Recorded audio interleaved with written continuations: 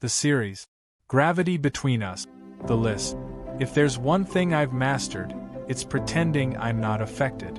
Moving into Braxton University felt like stepping into someone else's script, and I was determined not to read a single line of it. I had a plan. A list, actually. Number 1. Don't fall for straight boys. Number 2. Don't confuse kindness for interest. Number 3. Don't trust anyone who smiles like they have nothing to lose.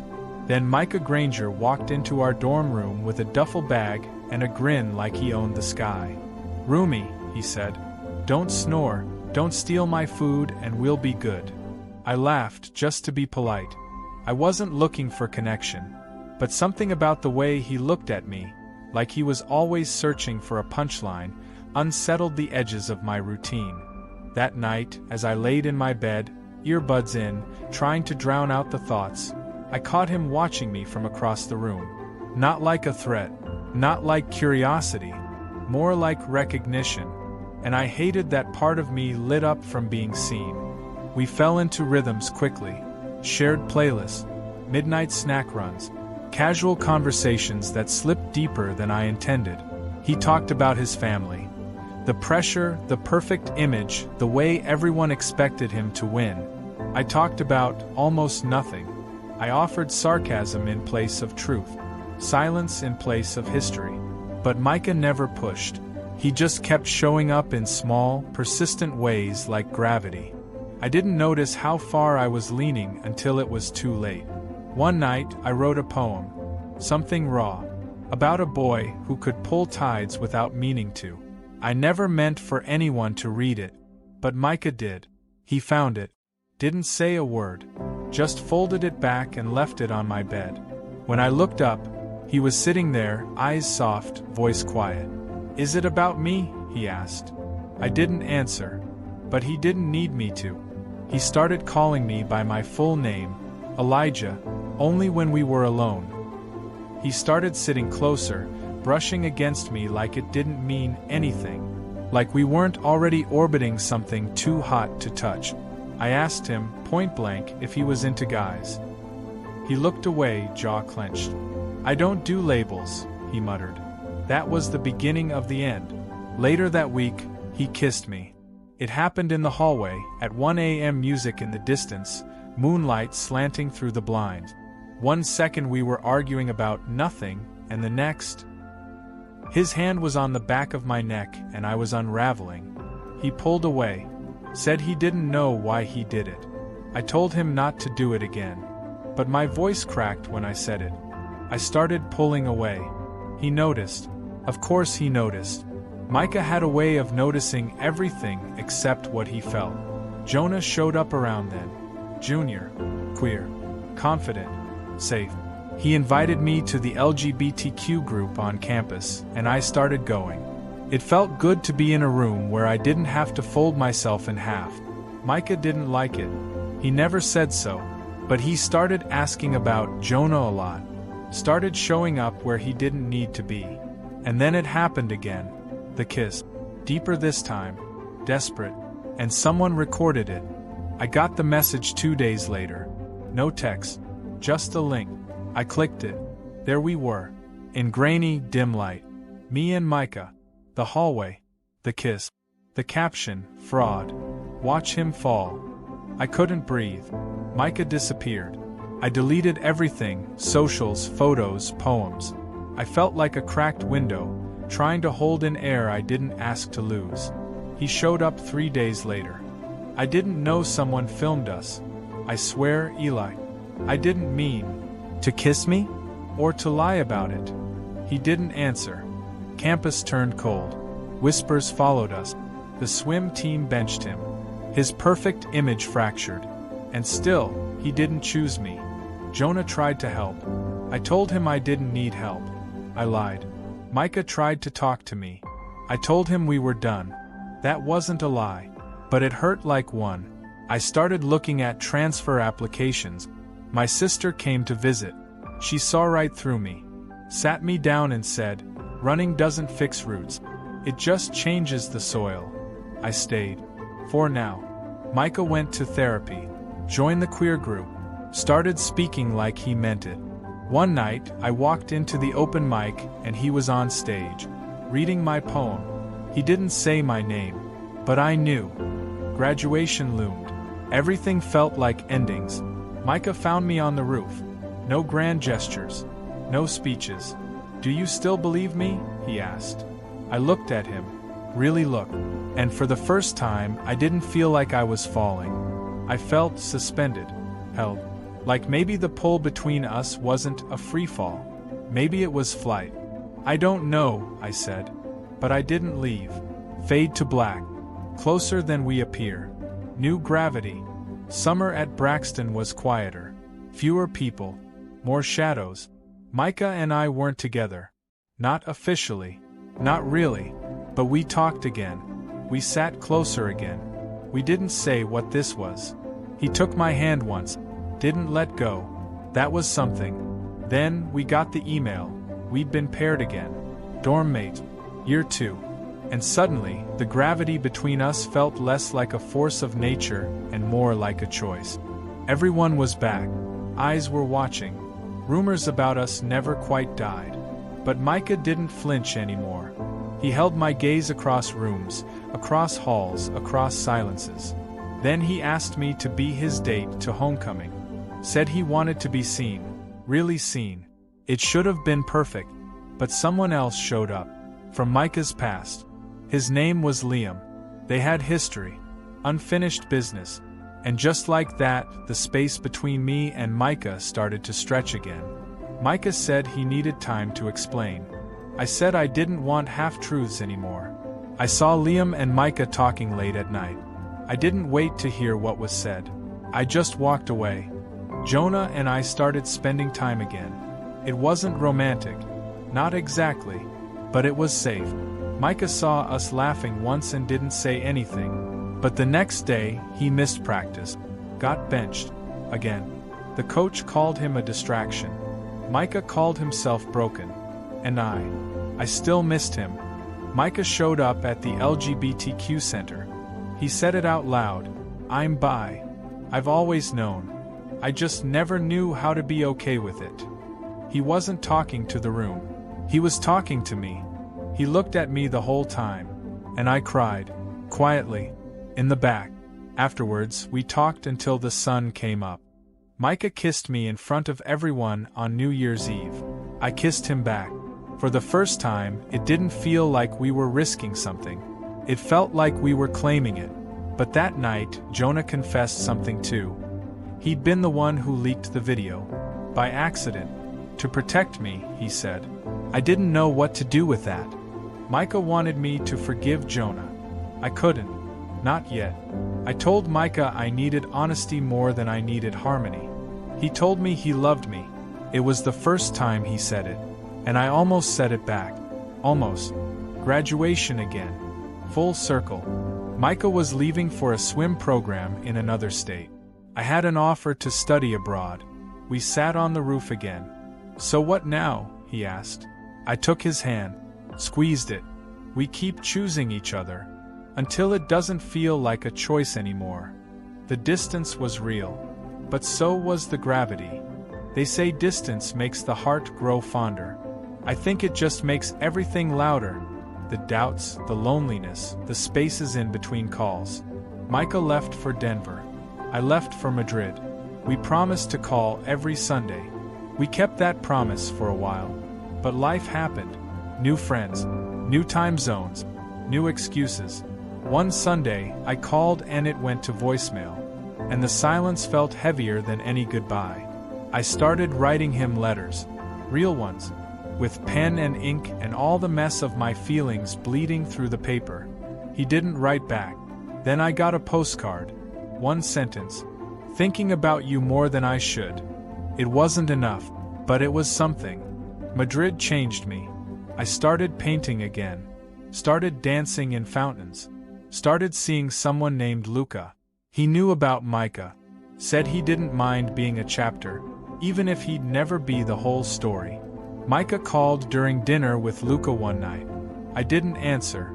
And for the first time, I didn't feel guilty. Just confused. Winter break brought me back home. jet-lagged, emotionally scrambled, craving something familiar. Micah was there, waiting at the airport. He didn't say anything, just hugged me like we hadn't missed 1,000 moments. Later, in the car, he whispered, "I still love you." And all the walls I built cracked just a little.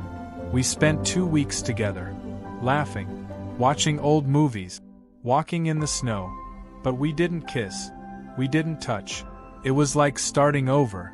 And maybe that was the point. One night, he asked, "Do you still feel it?" I answered honestly, "It's not gone. But it's different now." I told him about Luca. He didn't flinch, just nodded. He told me about Sam, a guy from his swim team. And suddenly, we were strangers again. But instead of pain, I felt peace. Like we'd both grown, but not away from each other, just sideways. We held hands under the stars, not like lovers, but like survivors. I found the box before I left for Madrid again. It was full of letters Micah had written but never sent. Some angry, some aching, all honest. He let me read them, every one. Then he said, "Maybe we weren't meant to be forever, but we were meant." I cried. He did too. Our final night before going our separate ways again. We didn't promise anything. No future plans, no next chapters. Just this. "Wherever we go," he said, "I'll always look for your constellation." And I smiled, because I already knew we were written in the sky. Not as a single story, but as gravity. Always pulling, always present. Some loves don't end. They evolve. It's been 2 years. Madrid became New York. I started grad school, working with queer youth, and painting exhibitions that Micah never saw. I still think about him, but differently. Less ache, more wonder. Then he showed up at my gallery opening. Hair longer, smile deeper. Holding a single sunflower. I laughed. He said, "It still means I never stopped." We spent hours walking the city, talking like we hadn't skipped a day. He told me he was here for a few months working on an aquatic therapy program. We weren't flirting. We weren't denying anything either. That night, I painted a new canvas. Us as stars tangled in threads. Our old rhythm came back like it never left. Mornings at the cafe. Evenings on my fire escape. Quiet laughter between. But I caught myself leaning in too long. Watching him sleep on the couch. And one evening, I asked, "Are we doing this again?" He didn't answer. He just kissed me. Soft, slow, real. Love, this time, was slower, wiser. We talked about therapy, about what went wrong, about what we wanted now. He said, "I don't want a promise.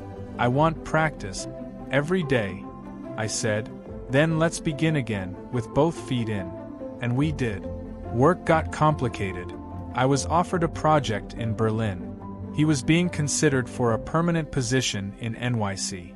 We sat on my bed with calendars and fears. It felt familiar and terrifying. "Let's not break this time," I whispered. He nodded. "Let's bend. Together." We went public this time. Hand-holding in bookstores. Kissed in line for pizza. Laughed loud in the park. And when someone yelled a slur, he stood taller. I held tighter. We weren't hiding anymore. And I'd never been prouder. Micah turned to me and said, "It's worth the spotlight." We moved in together. A studio above a plant shop.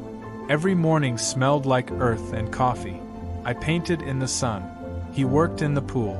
One night, I woke to him staring at me. "I think we made it," he said. I smiled, half asleep. "Yeah. And we're just getting started." It rained the day we got the news. My Berlin project had been funded. Fully. I expected fear. Instead, I found his hands steady. "I'll come with you," he said. "No long distance. Not again." "But what about your work?" I asked. He smiled. "I'll build pools anywhere, as long as you're in them." Some returns aren't about going back. They're about going forward, together. Berlin is cold, fast, beautiful. Our apartment is smaller, the ceiling's taller. I miss New York some nights, its chaos, its bite. But Micah is here. That helps everything feel softer. We made a list on our first night. Museums to see, parks to visit, arguments to avoid. We ticked off 2 of those by the end of week 1. Language is a strange mirror. We trip over menus, subway announcements, and misunderstandings that run deeper than word. Micah struggles with the language barrier. I struggle with guilt. One night, in broken German, he tells a barista, "He is my home." Kiss him right there, right in front of everyone. Cracks start to show. My work absorbs me. His isolation grows root. I come home late to silence and empty takeout boxes. He's not angry, just tired. "Did we make the right move?" he asks. I don't have the answer, but I hold his hand anyway. He finds a local community pool, starts coaching part-time, starts smiling more. We share new rhythms. Early coffees, gallery strolls, slow Sunday mornings. It's not perfect, but it's ours. And one morning, as we dance in our underwear to a German pop song we can't translate, I realize, joy doesn't need fluency. A letter arrives, handwritten, from Luca. It's kind, honest, saying goodbye in a way we never did. Micah reads it, says nothing, just hands it back. Later, he whispers, "I'm glad he loved you, because he helped you become the man I love now." I get offered a solo exhibition in Tokyo. It's huge. It's life-changing. It's far. Micah doesn't blink. "You should go," he says. "But only if I'm coming with you." We sit with the possibility, then start Googling flights. Our last week in Berlin. We host a tiny farewell party. The people we've grown with, laughed with, argued with. We light a fire pit in the backyard. Toss in scribbled wishes. Mine says, "May we never stop choosing each other." His says, "May we keep moving but never away." Tokyo buzzes. Neon and silence. We're foreigners again, but this time we know how to orbit. We find an apartment with creaky floors and warm light. I set up my paint. He finds a pool job within a week. As we fall asleep to city noise, I whisper, "Some people find home in places. We found it in motion, in each other. Endings aren't exits, they're evolution." Tokyo settled into our bones like we'd always been meant to land here. The exhibition came and went. A sold-out show, interviews, attention I never chased. Micah was my anchor through all of it. But in the quiet after, a strange restlessness returned.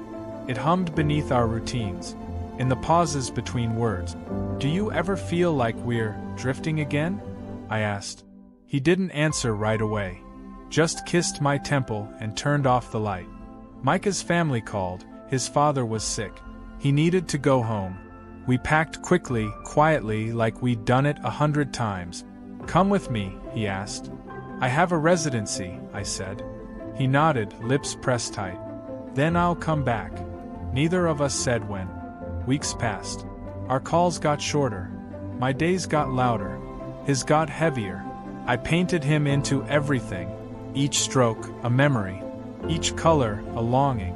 But love, real love, doesn't always shout. Sometimes it just waits. Still, silence has weight. And it was starting to press down. One night, I stood in front of the biggest canvas I'd ever stretched. I painted the Tokyo skyline in deep blue. Then added 2 figures, distant, facing opposite directions.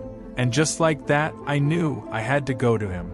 Not because I was afraid of losing him. Because I wanted to show up. No matter what. New York winter hit hard. So did the nerves. I found him at his childhood home. Tired. Thinner. Eyes older. He opened the door and just stared. "I didn't come to fix it," I said. "I came to be here." And he let me in. For a week, we said little. We cooked. Sat in silence. Watched old cartoons. Love wasn't loud. But it was still there. In the way he brushed snow from my coat. In the way I made his tea just right. One night, he took my hand and whispered, "Thank you for coming back before I asked." Spring thawed the world around us. His father improved. My agent called about Paris. Another show. Another move. This time we didn't hesitate. I'll come, he said. No conditions? I asked. Just one, he smiled. Let's stop pretending we don't already know what we are. We moved again.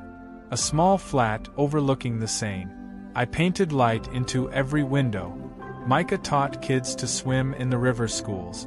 One night on the rooftop, under a sky inked with stars, I asked, "Why did we keep finding each other?" He said, "Because we were never lost." And I believed him. The camera pans up to the night sky. Two stars draw slowly toward each other, close but never colliding, dancing forever in orbit. Some love stories aren't written in chapters. They're written in constellations, scattered across time, burning quietly, always there. That's it for now. Thanks for watching, and don't forget to subscribe for more.